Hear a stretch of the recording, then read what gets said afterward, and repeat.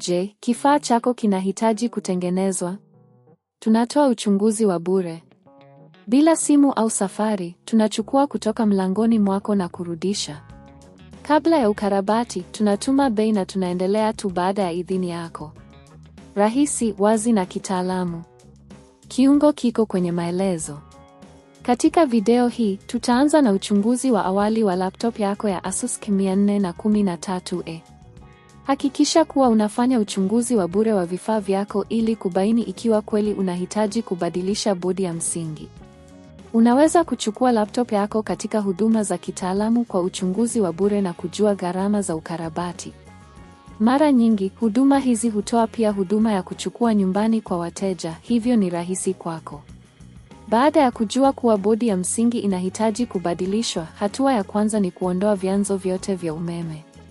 Zima laptop yako na uondoe betri ikiwa inaondolewa.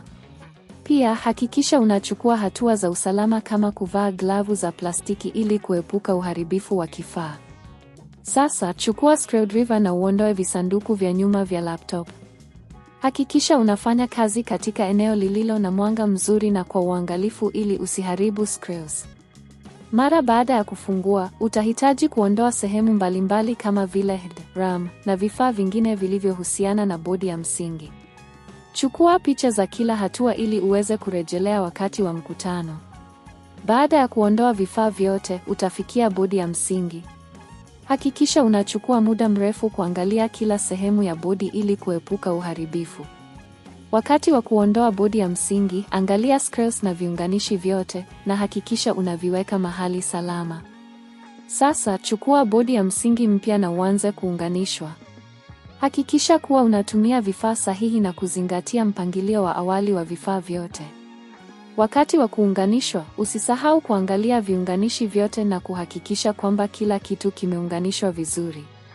Mara baada ya kumaliza, funga visanduku vya nyuma na ujiandae kujaribu laptop yako. Wiwasha laptop yako na angalia kama inafanya kazi vizuri. Ikiwa kuna matatizo yoyote, rudisha nyuma hatua zako na hakikisha kila kitu kimeunganishwa kama inavyotakiwa. Baada ya kuthibitisha kuwa kila kitu kiko sawa, unaweza kufurahia laptop yako mpya na kazi yake nzuri. Kumbuka kuwa ni muhimu kufanya matengenezo ya kawaida na kuangalia vifaa vyako mara kwa mara ili kuhakikisha kuwa unatumia laptop yako kwa muda mrefu.